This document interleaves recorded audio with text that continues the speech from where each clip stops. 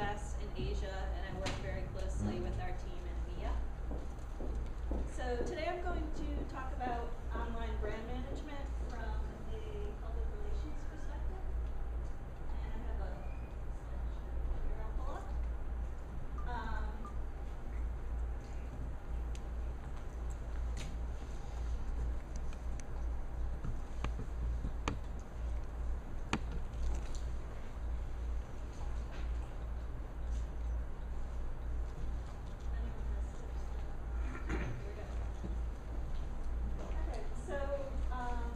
First, I'll talk about how you can find out what's being said about your brand online, and then we'll go into how you can evaluate and address any issues that you identify.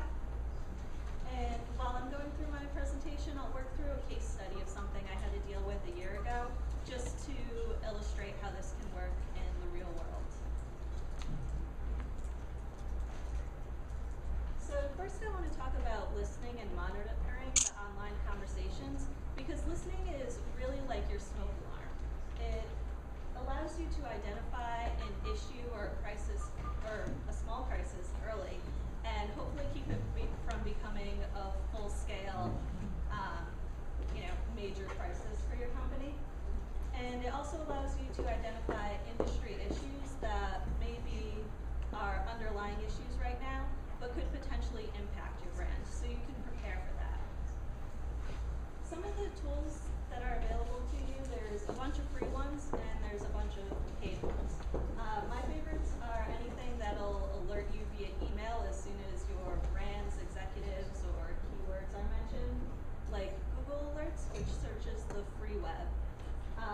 Content aggregators like Factiva or LexisNexis search the free web, and then they have their paid content databases as well.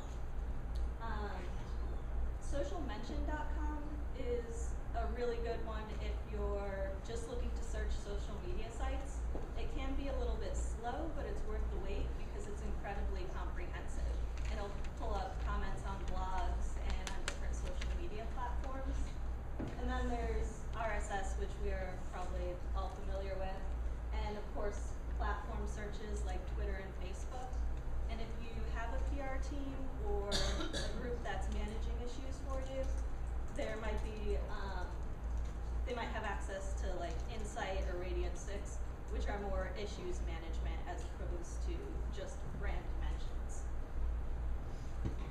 So to move on to our case study, about a year ago, we identified methodology for a certain set of data reports as a rising industry issue. We started seeing questions about it in the media, and I was alerted to this, via some of our tools here. And we also started getting questions about it from reporters and customers. So we were dealing with that on a one-on-one basis. We also beefed up our FAQs, which were online. The issue, however, boiled over one morning when I received a Google alert. And what had happened is our competitor gave a quote to a major industry blog that stated misinformation about our methodologies. This was immediately picked up by another data vendor's blog. So we had an issue that was starting to spread, and we wanted to stop it. So one of the first steps you can do when you want to develop a response plan is to evaluate the comment and the source. And this is probably one of the most important things. You want to know who's talking about you, who they're connected to, and do they have an agenda or an ulterior motive that conflicts with yours. So is it a competitor? Is it someone online who's just looking for attention and trying to get an emotional response out of you? We call those people trolls. Or is it someone who's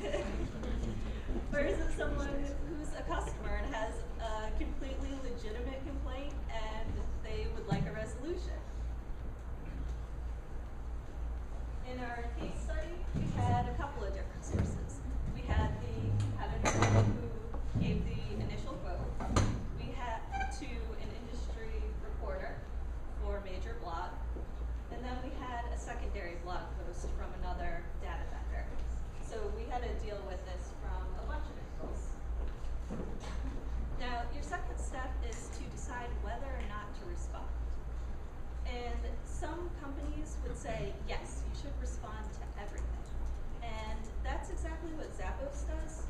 works really well for them.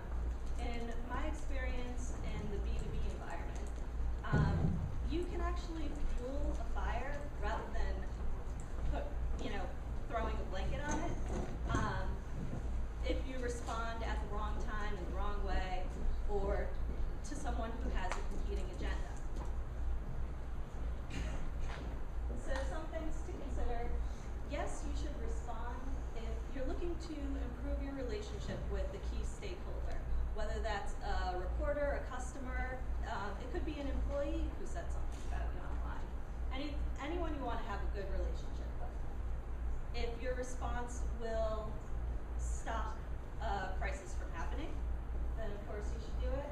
If it'll support your brand's image and message. And when you're dealing with an issue online, if you deal with it appropriately, your brand can actually come out of it stronger. So it's not always a bad thing.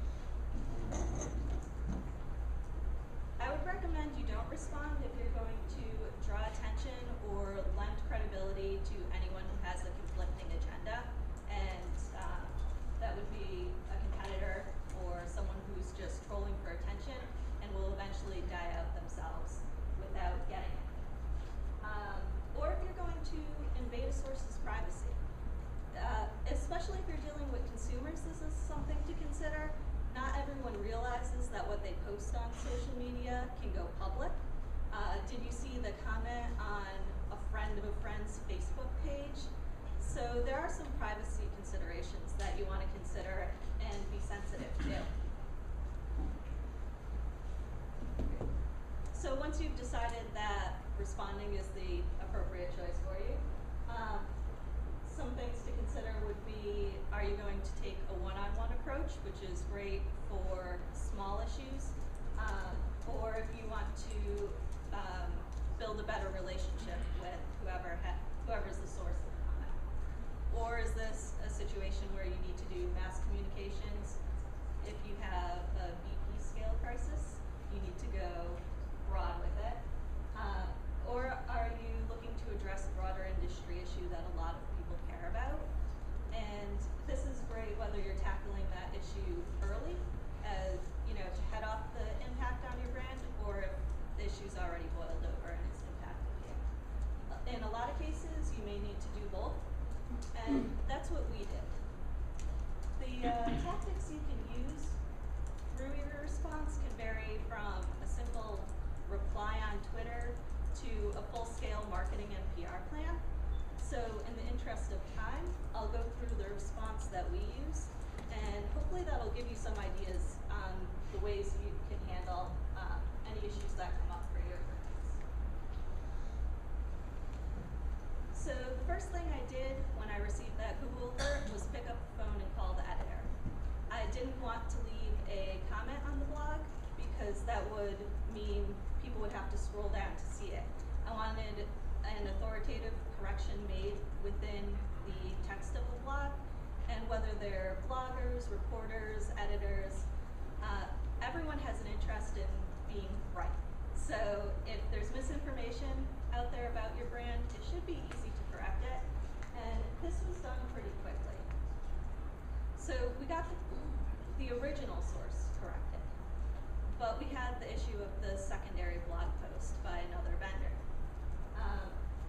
And we felt in that situation, by giving them too much of a response, we could actually draw attention to it and lend credibility to them, which we didn't want to do. So what we did end up doing was just sending over an email pointing to the correction in the original source, and they did correct their blog as well.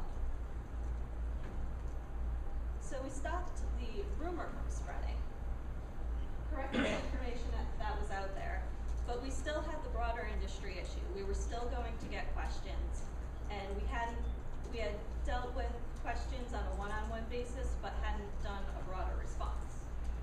So our next step was to write and post a column. We did this within 24 hours, and the byline was from a senior executive that didn't necessarily promote our brand, but addressed the questions that we were getting and talked about how executives can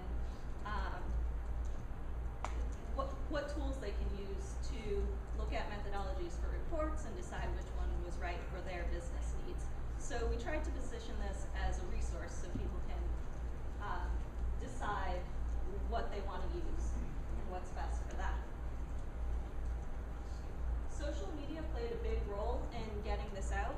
We had already developed the followings on Twitter and Facebook. Our editors had a blog we could leverage, and it was important for us to use social media because it allowed us to get things out there in our own words and very quickly. And if you have a following on social media, you'll learn that it's having that social presence when you need it.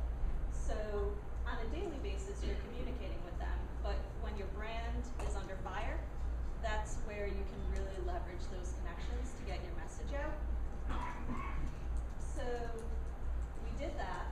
We also started including the column in our beefed up FAQs in emails to reporters and our other standard communications. And we thought the results were great. We made a strong statement, and our key stakeholders took notice, and that would include journalists, customers, and anyone else who was interested in the industry. That's evidenced by the fact that almost immediately the number of questions we got dropped, and I mean almost disappeared. And in the last year, I can say we haven't had to deal with any more misinformation issues. So this approach worked for us, and the situation is under control. But we're living in a world where social media never sleeps, and you have a 24-hour news cycle. And especially if you're dealing on an international scale, the reporters you work with in